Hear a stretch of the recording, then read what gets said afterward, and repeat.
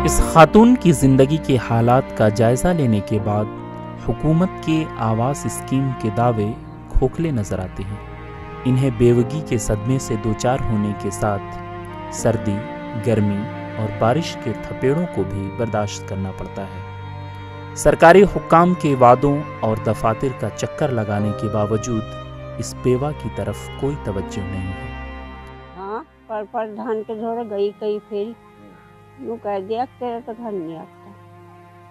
तुमने बताया नहीं कि मोदी जी ने योजना चलाई है, आवासीय योजना। कई मकान ऐसा मका फोटो फाटो भी ले गए थे।